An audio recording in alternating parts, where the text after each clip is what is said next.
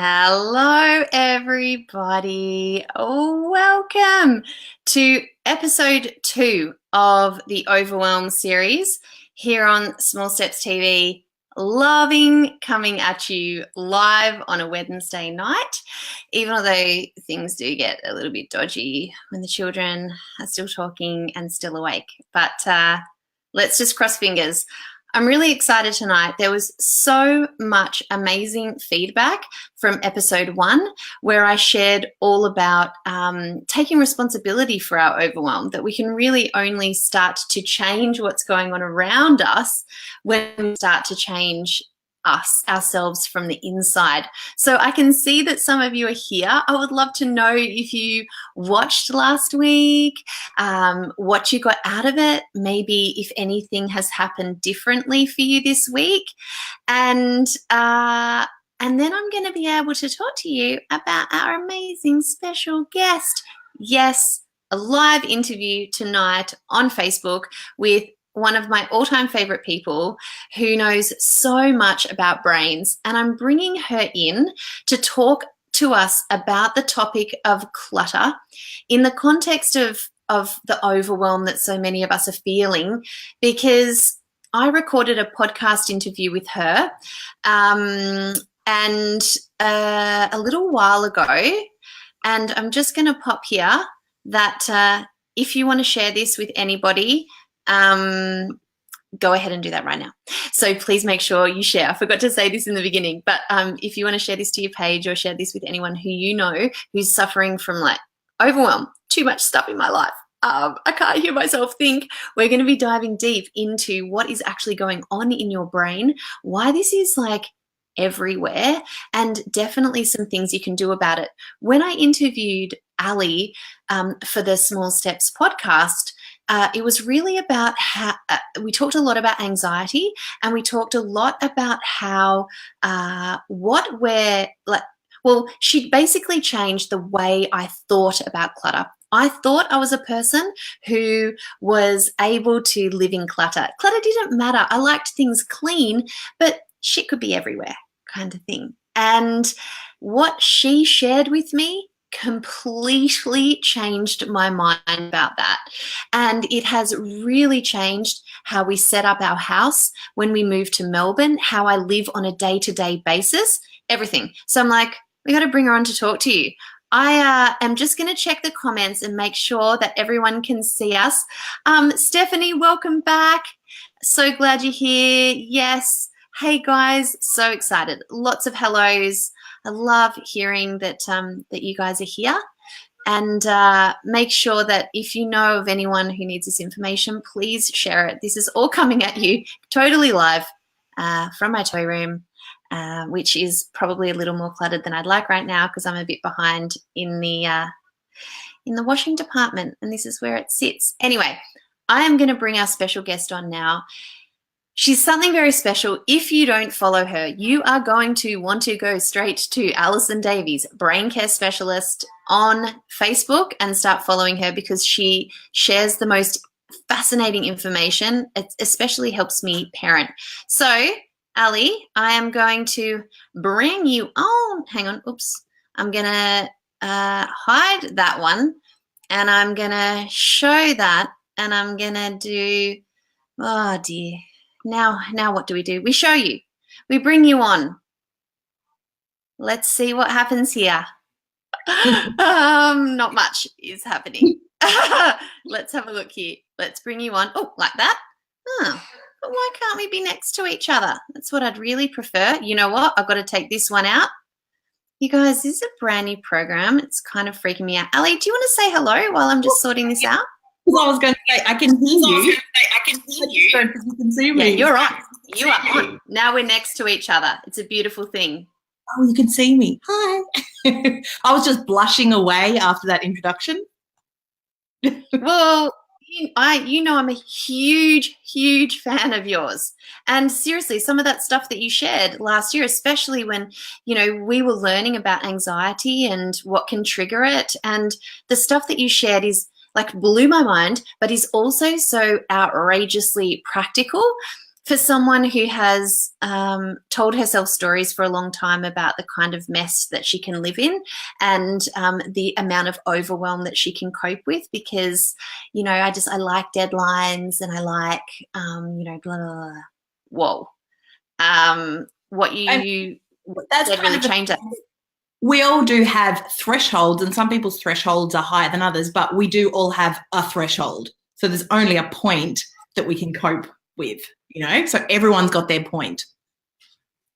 Yeah, right. So do you want to just tell everyone like where you actually learnt all this stuff, like who you actually are, if they are crazy and don't know you? Okay, it's a bit of a convoluted journey. I'm a neurologic music therapist. So I trained many years ago. I did a Bachelor of Music and Teaching and a Master of Music Therapy. And I've worked for many, many years as a music therapist in allied health. So as with my therapist hat on. And over the sort of decade that I was doing that, I really started to learn exactly how much music, melody, rhythm, anything to do with music really, really helps the brain to function. So I started to learn a lot about brain functioning, and then I went on to train with the Academy of Neurologic Music Therapy, and I really then just went, my brain just went, oh my gosh, there is a whole world of brain care that isn't being talked about.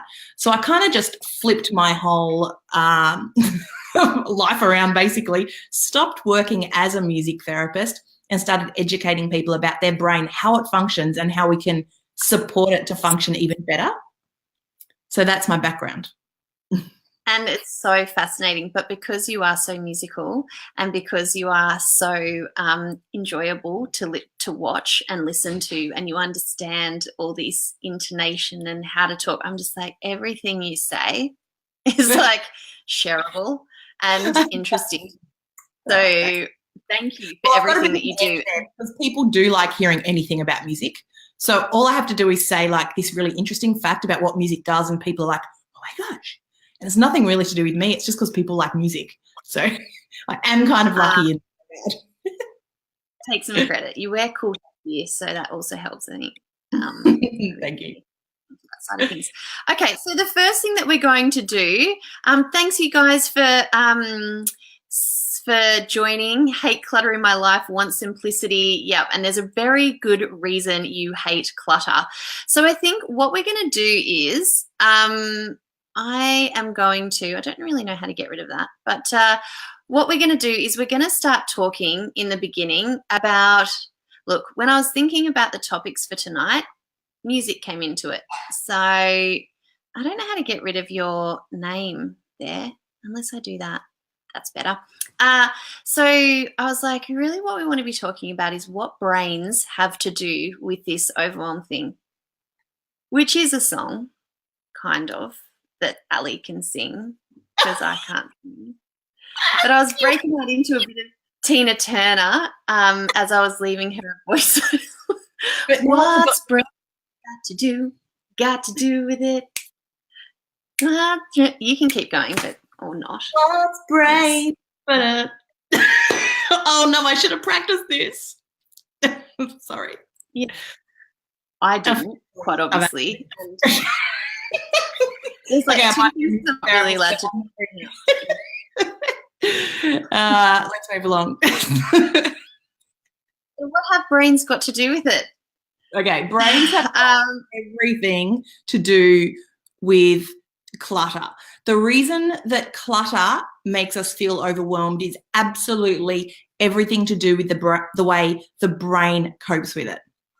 Okay, so clutter essentially is stuff or things in our environment, and so it's sensory information, everything that we can see, hear, smell, taste, feel. Everything in our environment is just a whole bunch of sensory information, and it comes through our sensory systems to our brain for our brain to make sense of.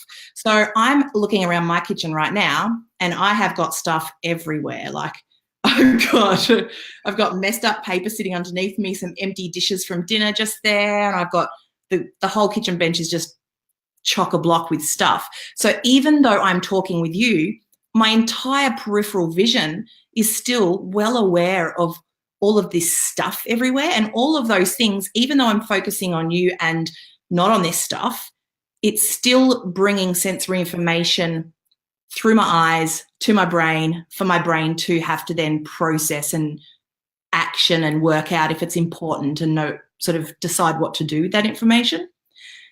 So when there's clutter, when there's heaps of stuff around you, your brain just has to work on overdrive to make sense of that information. Does that make sense? When I heard this, because I had this thing where I was like, I can just walk past stuff and I don't see it. And you're like, no, you're seeing it. Yeah. Your eyes see it. Your brain is just filtering all the time. And it made me just go, oh, right. So I'm asking my brain to work really hard when I've got a desk piled with stuff, but all I actually want to focus on is that. Totally. And so then you go. Okay. The way my analogy for this, the way I like to make sense of it is I think of the brain as like an email account. Okay. So every single thing, and let's just talk about visual for the moment. Let's put all the other senses aside and just talk about what we can see. So the brain is the internet account, and then every single thing that we can see, and not just the objects, but everything about them and the colors and the lights and everything. It's like an individual email. And all of those things are coming into the inbox, and the brain has to, like, you know, if you open your email account and there's 20 million emails there, you just don't cope with that. What you want is for the emails to come in nice and gently, and you can action them. You can open them, make sense of them, and decide if it's important. The brain does that. It's called sensory integration. So everything that we see, the information comes to the brain, and the brain has to decide whether that's important, whether to action it, whether to delete it, whether to file it away for later. So it can cope with a lot. But when our environment is filled with clutter, and then we go to the next person's house and theirs is filled with clutter, and then we go to a school, clutter, workplace, clutter, and everywhere we go is just constant clutter, we're just filling up our inbox too quickly for the brain to be able to delete or action the emails. Yeah. And so I've got a few questions, and this always happens. Like, we've got a plan, but then I hear you and I'm like, okay, do we know this? Tangent. My forte. Yeah, let's just segue right over here for a second. So what I wanted to find out was, so number one, how do we get ourselves into this in the first place? Like, do our brains, like, is there something about it that we're drawn to? Like, is it just that we're capped out with our lives that kind of clutter, it starts to appear in all different places? And then what actually happens to our brain at that point of like, can't take in anymore? Okay. So the first point is, if you think about, okay, I'll try and keep this short. So I'm super passionate about this, but I'm going to keep it succinct. But I will give a little explanation. If you think about like where we've gone as human race from the beginning of time, we haven't had too much clutter in our lifestyles. So the brain has evolved over the course of human lives since the beginning of the first people. The brain has evolved to adapt to our new needs. But I mean, it hasn't really been until probably, I guess, 50 years ago when we got oil and engines and batteries and flashing things and factory-produced mass global consumerism, and we started really packing out our environment with things. So we've sort of had this really low cluttered or low sensory kind of living environments forever.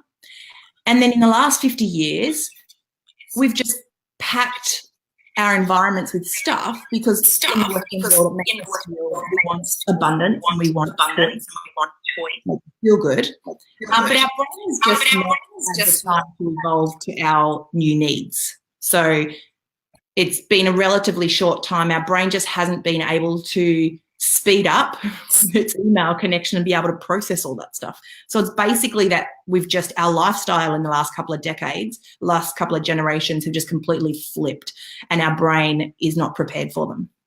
It's as simple as that, really. So, I mean, and this is the thing, I notice it in every course that I run, in every conversation I have in the school playground, amongst friends and family, this feeling that like there's just too much stuff, there's too much on, and we're going to be delving into these sorts of things. But what you're saying is that it's not an individual problem, it's like societal. Yeah, we're here, and this is the problem that we're all dealing with. It's evolutionary, really.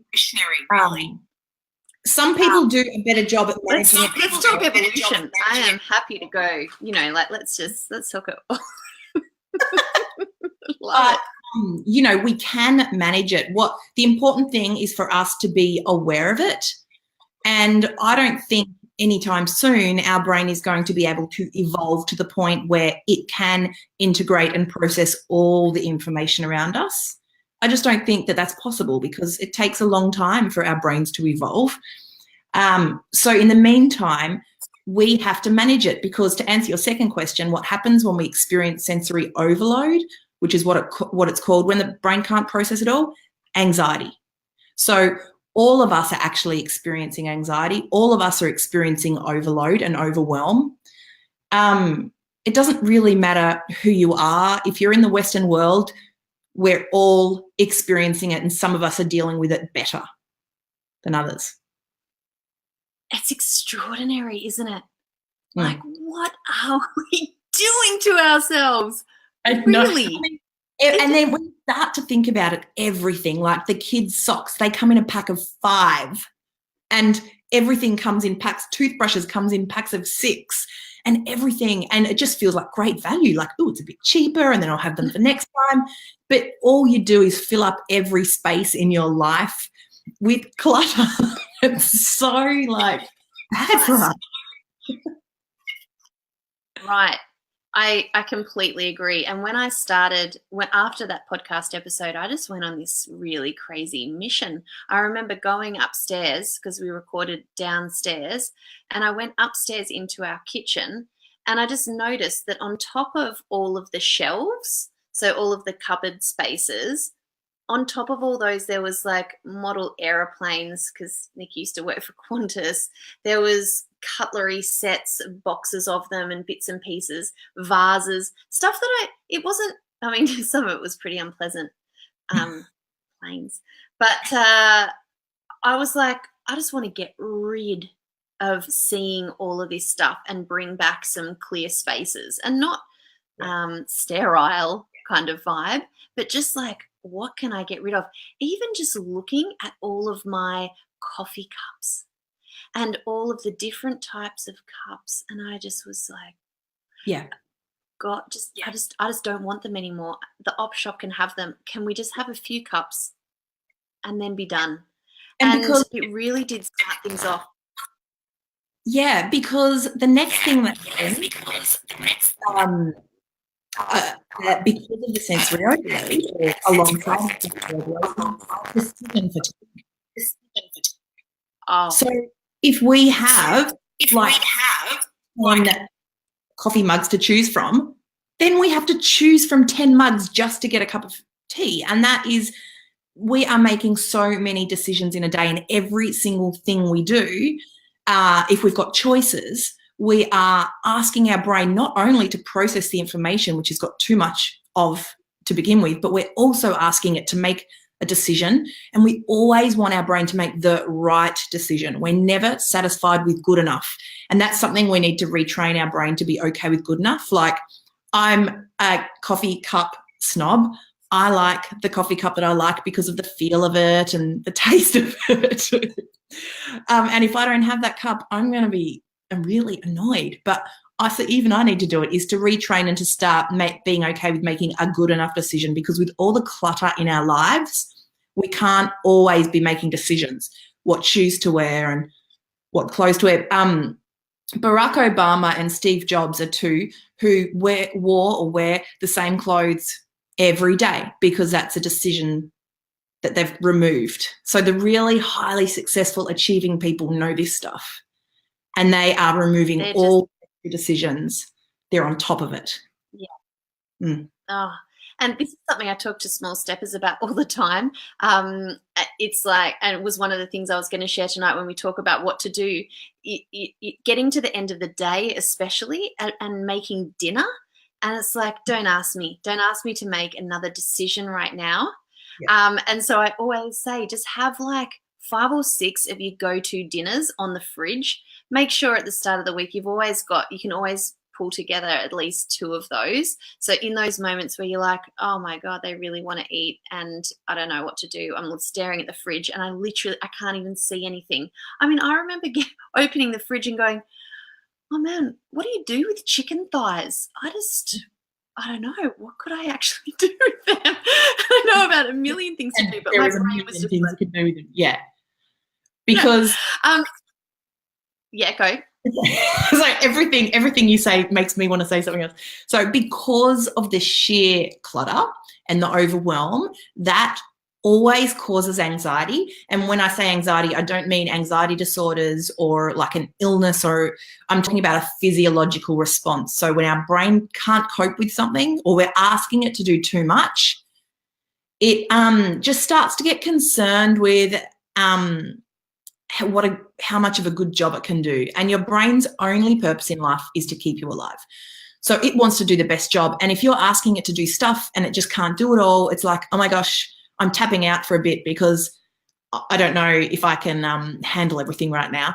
So it puts you into a physical state of being on high alert of everything around you so that you can save yourself if you're in a threat, or it makes your heart rate rise and your respiratory rate rise. So it's causing this physiological experience of anxiety. And when that happens, how's this? When we experience anxiety, the oxygen comes away from our brain and our brain is hijacked by this little bit right in the middle of the brain called the amygdala, which is our body's bodyguard.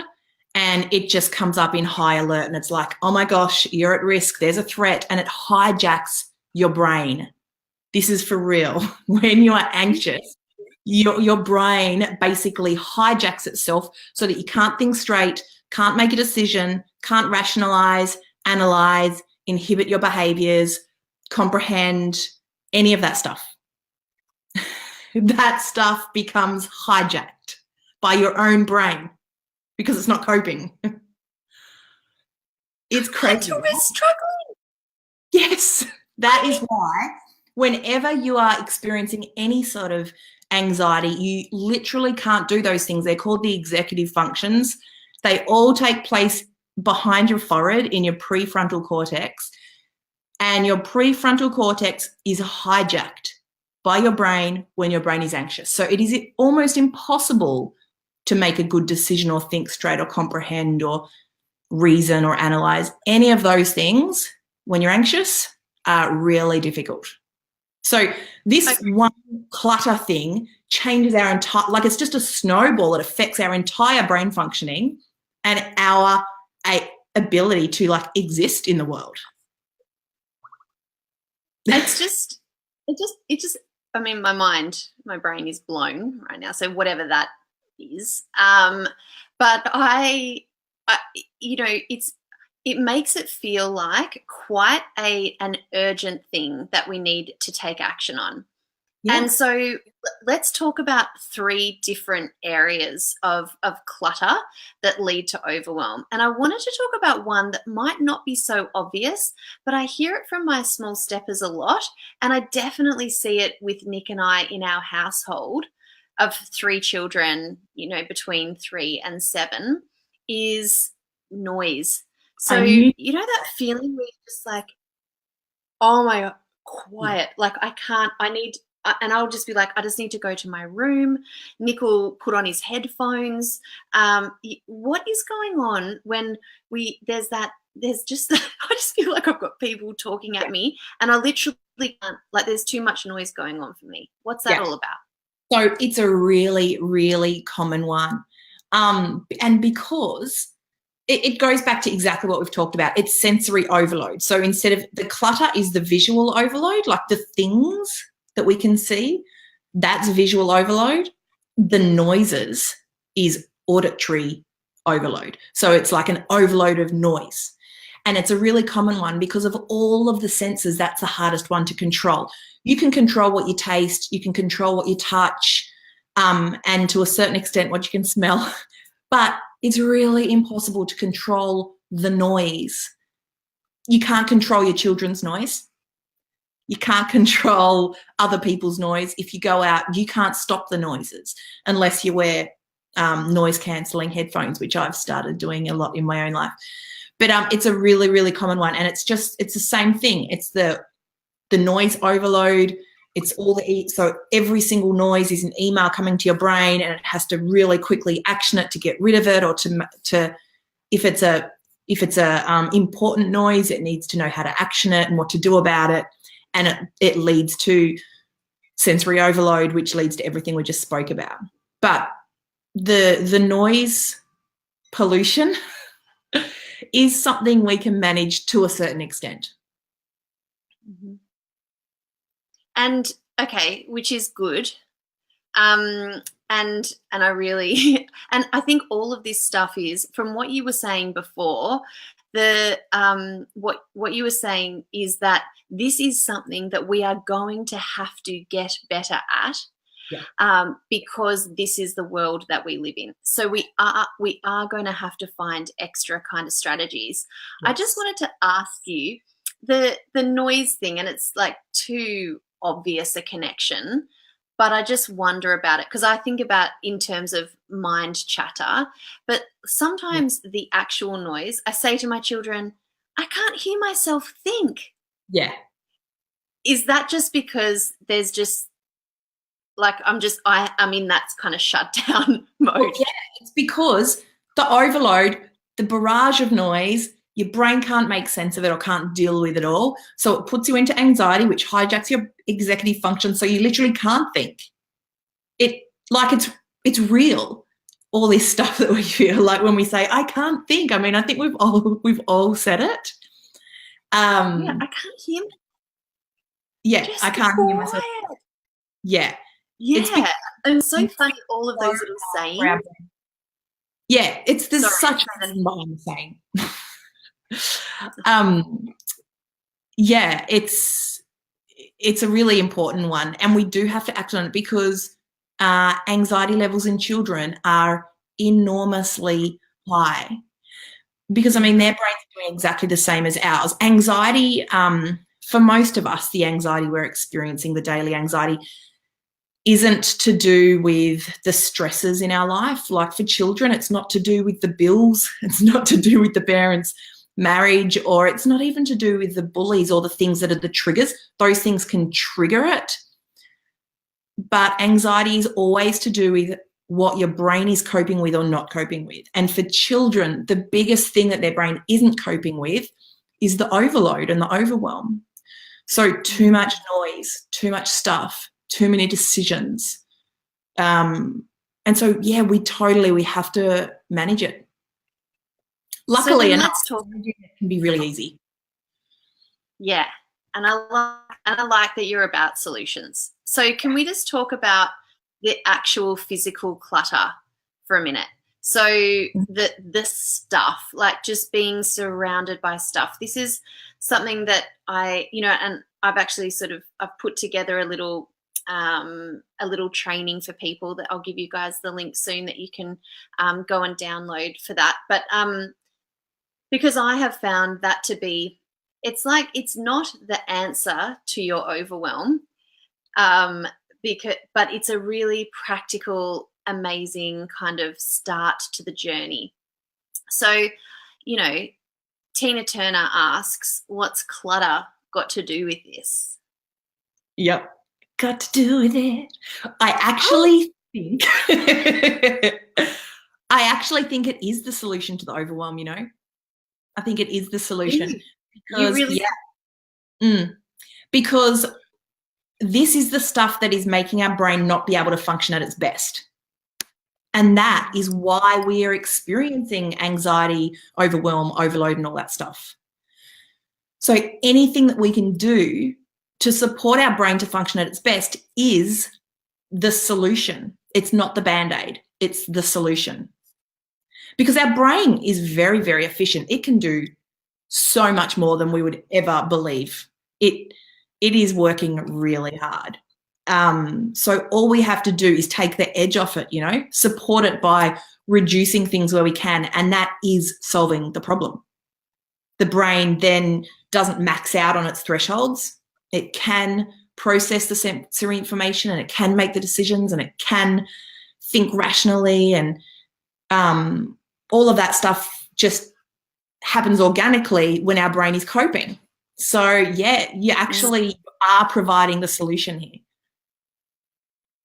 So what happens when, the reason why I think it's part of the solution, but it's not the total solution, is also because I think we have to come to the conclusion in ourselves that we're people who can live without more stuff. Like it's a conversation that we really to get honest about with ourselves, because number one, I had to realize I could be a person who wasn't cluttered. I could be someone who put things away. I could be someone who stayed on top of things so that they didn't get on top of me, all that sort of stuff. And I think we have, and that's why I really wanted to share you, because I feel like you're such an awesome catalyst for understanding this. And sometimes we do need that why, because I think for so many of us, we consume totally unconsciously. Like we buy the 5-packs. We think we need all the new things each season, or we go to IKEA and we're like, oops, how did that just happen? Suddenly I've got a trolley full of stuff and I need someone to deliver it to my house. Like I do think that it requires a bit of, it's just so cheap. But it's a change in who we decide to be and how we show up in the world. Totally. Yeah, you're right, because we do have preconditioned mind frames and stories that have been really well conditioned in there. And we are the product of a generation who it was at that point in our culture, sort of the generation before us, it was about them starting to have things because their parents didn't. They built everything from scratch. They lived in the Depression. They didn't have things. So they taught their kids that you can have anything, and so our parents have sort of gone through this stage where they have started to have bigger houses and more things, and we're the product of that, and now we're starting to shed their stories. So it is totally about cultural patterns and just breaking through the stories. You're exactly right. And it is important to understand the science behind it, because that motivates you to really change the story. Because unless you understand what's going on in the brain, and when it makes sense and you're like, oh my God, no wonder I'm not productive and I can't think straight, then it really motivates you to really think about those stories and question them and ask yourself, what am I doing and how should my life look? Am I living my best life right now? So you're right. It's important to have the science and to really work on the mind frames. Totally. And I know for me, I think the other thing, and it's a reason why a lot of people trip into researching and caring and improving the quality of the food they eat, is when someone that they know has gut issues, or has an allergy or something. Our attention is kind of going there. And I think more and more and more, as we realize and accept that overwhelm doesn't have to be our status quo, that we're basically just living lives on autopilot, and none of us really know what we're doing and where we're going and why. If we want to change that, we do have to get on top of this conversation. And also, a lot of us know people who do have anxiety. I remember taking my son to see a psychologist when he was in prep, because I'm like, he's just a little bit is he normal? I don't know. Is this normal behavior for a boy? I just, as a parent, I was just like, he seems to he just like it's like he has meltdowns, but he's kind of 5 or 6 or whatever. And she said, look, I actually just think it's a little bit of anxiety. And I'm like, what has this kid got to be anxious about? He lives a great life. And then I thought, and then I just started to be a bit more consciously aware of our rhythm and our routine. And I kept it pretty simple, but I was a person who'd be rushing to school. It would be like, quick, get in the car, quick, and like just that kind of thing, and always going from here to there, or hurry up and do this so that then we can do that, was all kind of contributing to also a lot of the other stuff of just starting school and having that be quite intense and all that kind of thing. So, which kind of brings me on to the next point, which is our packed calendars. So we've talked about what noise has to do with it. We've talked about what quiet has to do with it. Can we now talk about what busy has to do with our brains not coping? Okay, so what you just said there was really interesting. And here's another thing that'll blow your mind a little bit.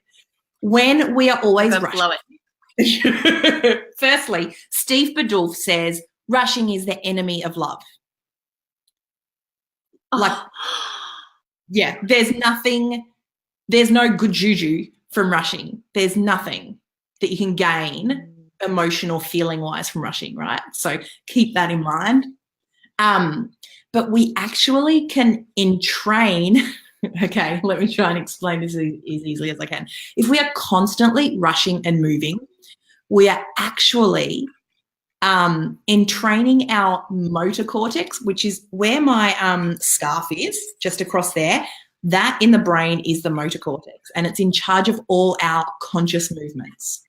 And it can be manipulated by the outside environment very easily. So if we are rushing, the motor cortex speeds up and becomes hyperactive.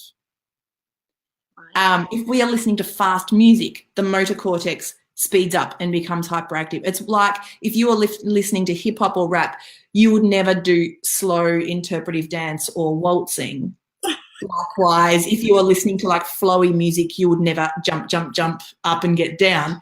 It's just the way our brain tells our body to move in sync with the speed of the stuff that's going on in our environment. So if you are rushing,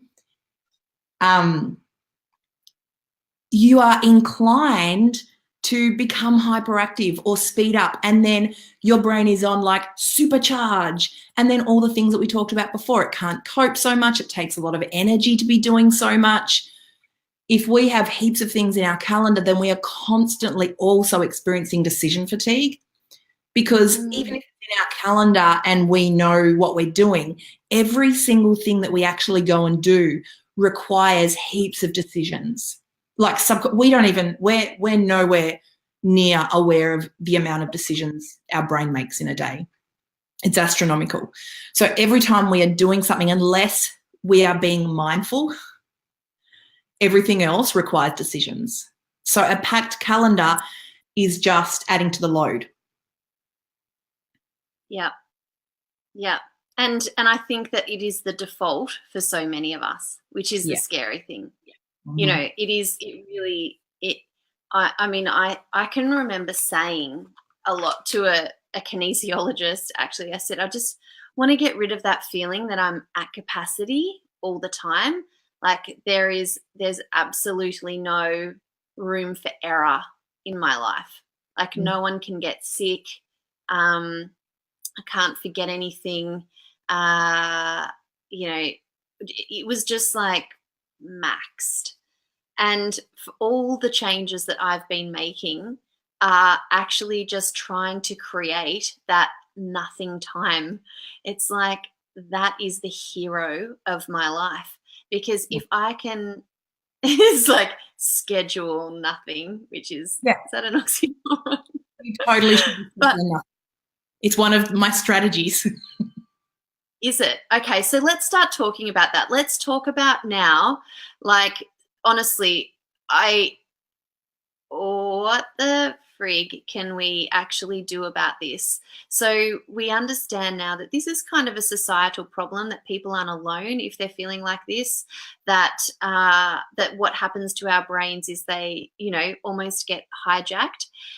We've talked about how noise affects it. We've talked about how clutter affects it, and that is really a huge part of the solution, or the solution, as you sort of said, and that having a packed calendar is just like throwing fuel on this freaking overwhelm fire. I'm sure everyone's just listening going, oh my God, that's me.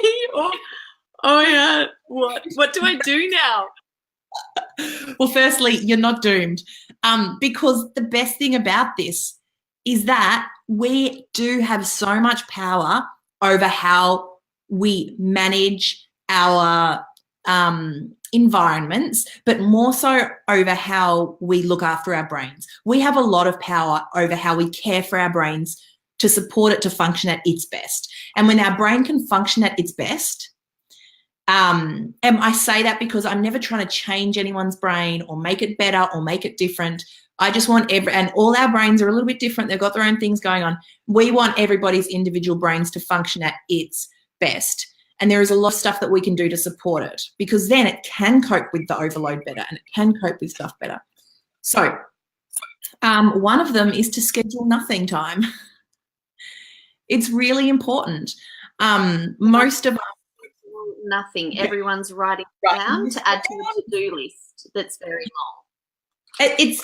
It's instinctively one of the things that we always do. Like if we've had a big weekend or a couple of big weekends in a row, we instinctively go, no, I don't think I'll go, unless we're like 20, we'll say, no, I think I'm going to stay home this weekend. Although, come on, we're probably all mums and we probably don't do anything like going out. But you know what I'm saying? Like if you've had this sports carnival and the cross country, all of that, you just know that you need some downtime.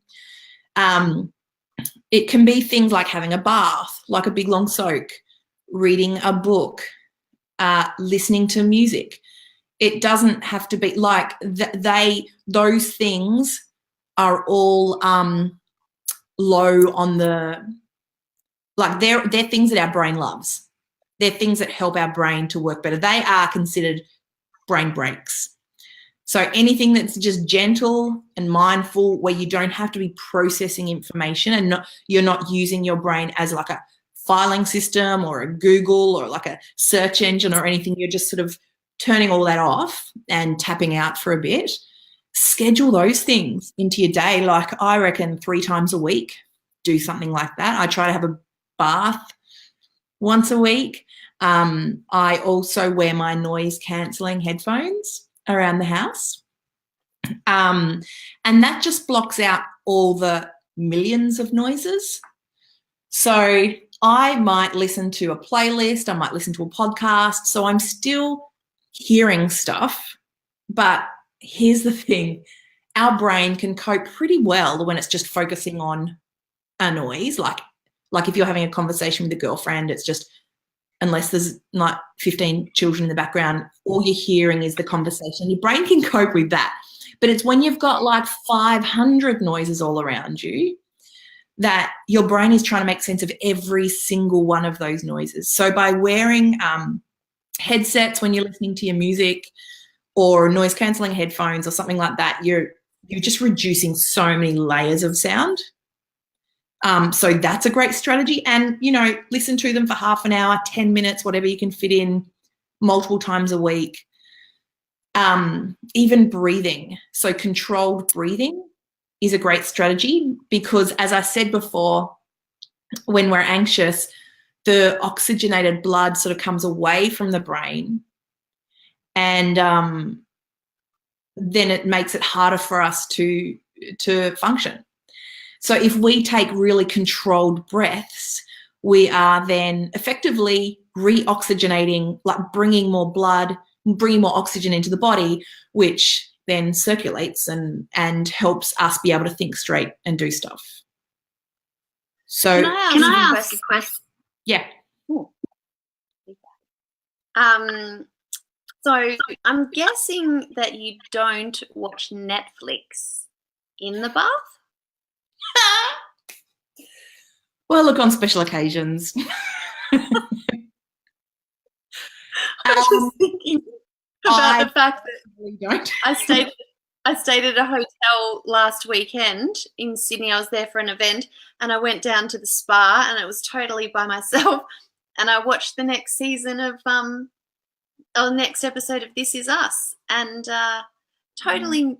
Afterwards, I was like, I didn't kind of switch off because I was kind of in the program. I gave my Well, brain a break.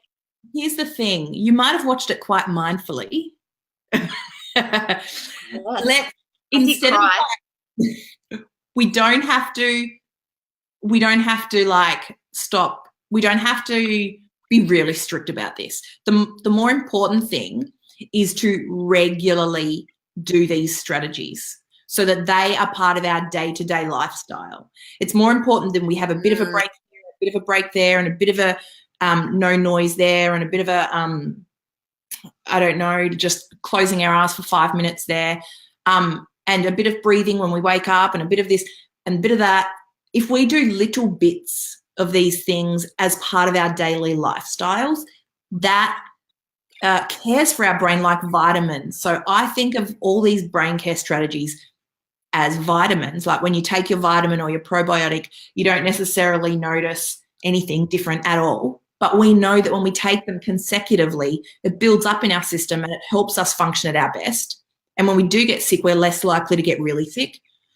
And doing such simple strategies like listening to music, breathing, having sensory low time, like just where it's dark or it's quiet, anything like that. There's heaps more. I mean, I could go on for hours. There's so many strategies. Yeah, if we're just sort of putting them in our daily life the way you would take vitamins each day, it's helping your brain, supporting your brain day to day. And that's what's going to make the difference. Does that make sense? I just love this. Yeah, and I just think you're a total legend.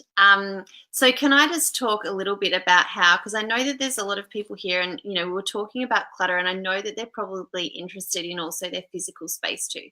And some people even wrote and said, I'm moving house, you know, there's so much stuff, blah, blah, blah.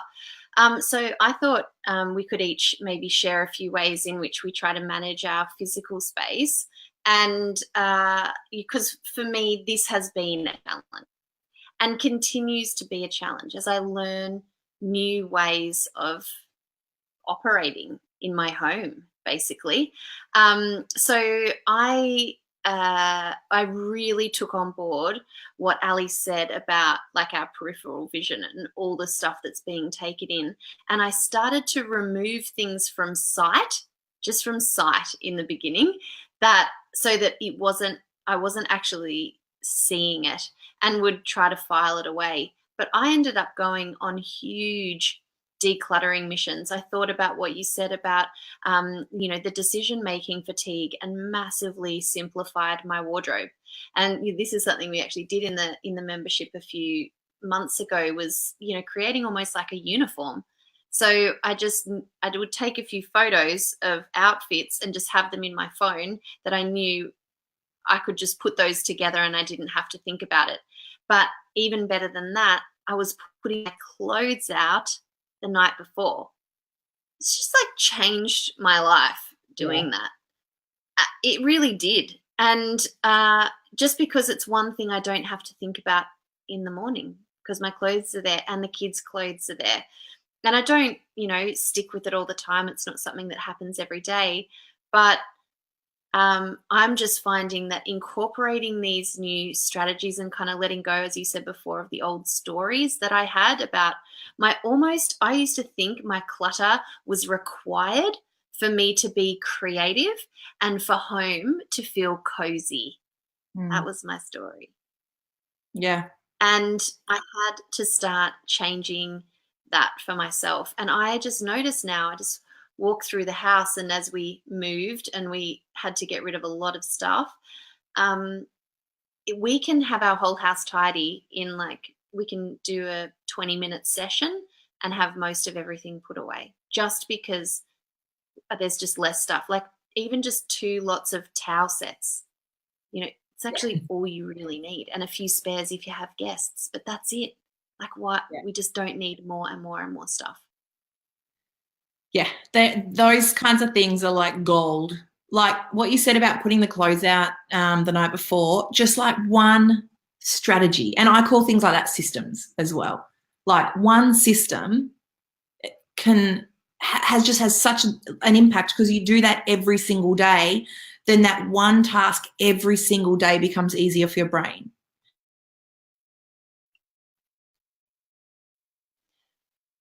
Yep, I love that. I don't know if you've just frozen. Care that it's giving. Sorry, can you see? I think you just froze for a second. Yeah, just say that again, that last bit so again. if you think of like the effect of putting the clothes out each morning over like a month or 2 months, that's huge. To me, that's kind of like getting a cleaner to come into your house for half an hour each day.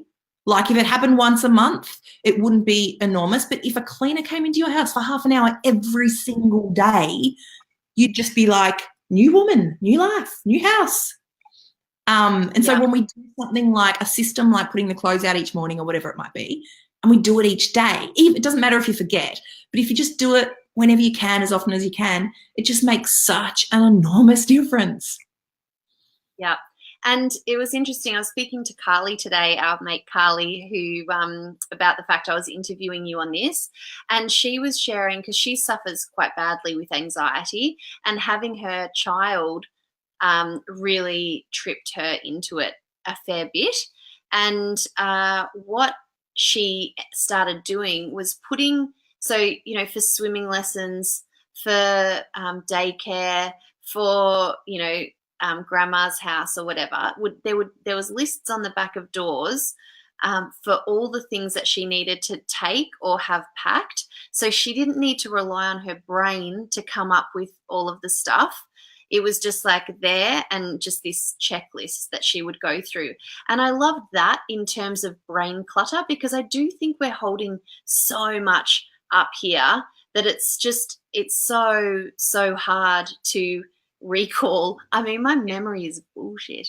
I worry about it a little bit, because I know it's because you know, even Nick was saying yesterday, there's just so much to do.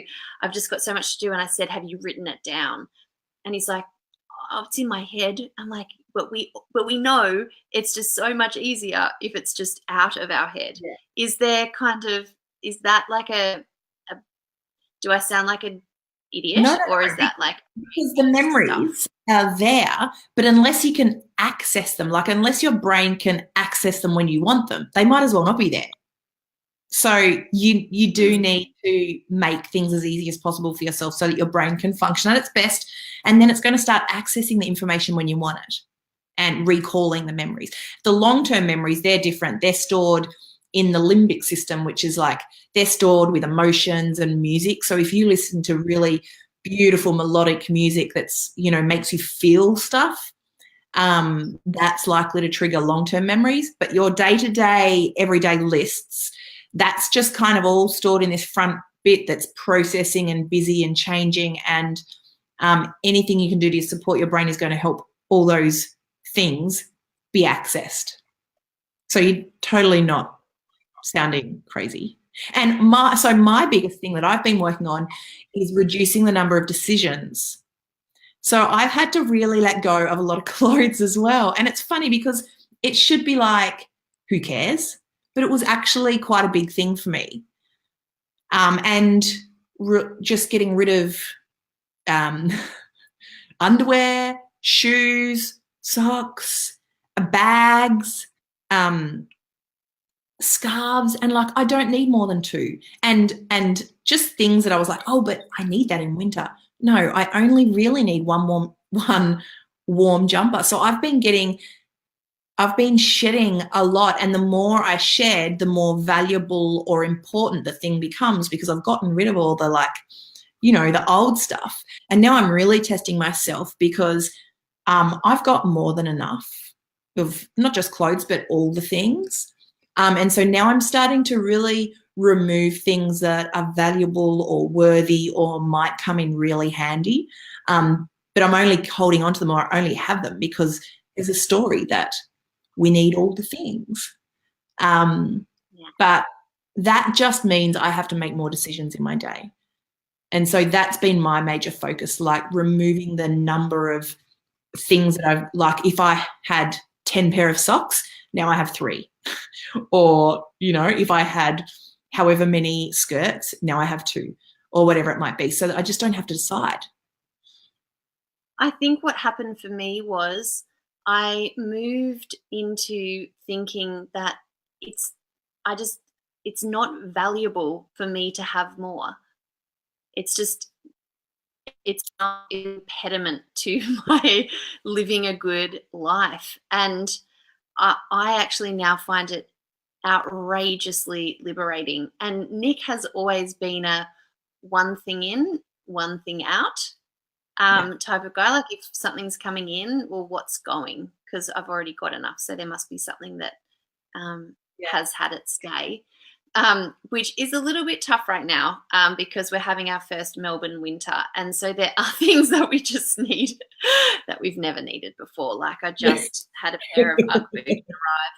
I'm like, we need Ugg boots. Nothing else can go because we don't have any other slippers. I need to have some slippers. This has been so outrageously good. You guys, you have to go and follow Ali on Facebook and on Instagram also. Awesome. Are you still Oh My Musical Goodness on Insta, but on Facebook? No, yeah, well, I know I'm Alison Davies on Insta as well, but I have a second account on Instagram, which is Oh My Musical Goodness, because I also sell musical instruments, and that's my holistic music store. But you'll find Alison Davies on Facebook and Instagram, and that's where I talk about this kind of stuff. And I mean, if you are interested and inspired by this, do go to the Alison Davies Brain Care Specialist Facebook page, because I'm constantly like putting little videos of the strategies. So I've only mentioned a few here because there's just so many. And in the e-course I'm running at the moment, everybody has a clipboard with an actual menu of strategies, and there's like pages of strategies so that you can just flip through it like a menu and go, oh, I think I'll have a bit of breathing and a bit of stretching and a bit of my headphones today. And it just gives us an easy reference point for, you know, making sure that this is an ongoing thing. So there's lots of strategies. And, you know, you really do help me so much understanding myself and understanding anxiety from someone who doesn't, like, obviously now I realize we've all got kind of a low level anxiety going on, but I don't understand that true anxiety. It really helps me to see from other people's perspective what might be going on for them. And you really help me understand my children.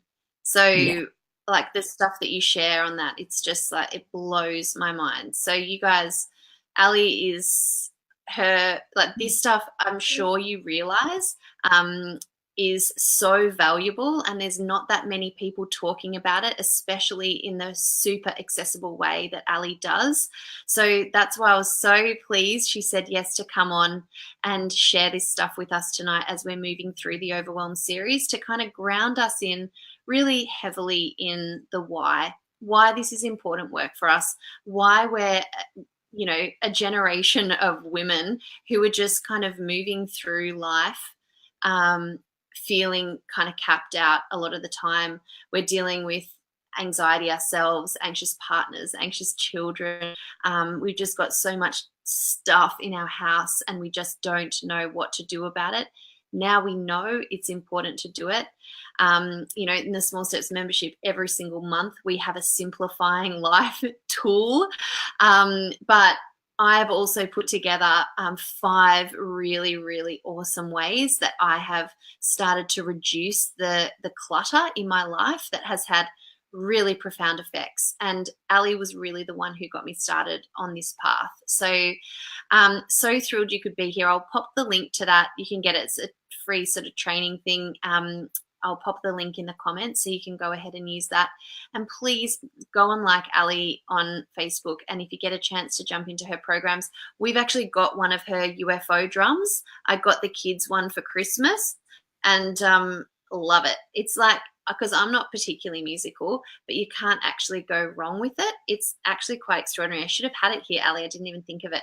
So go ahead and thank Ali for coming along, and make sure if you've really enjoyed this, then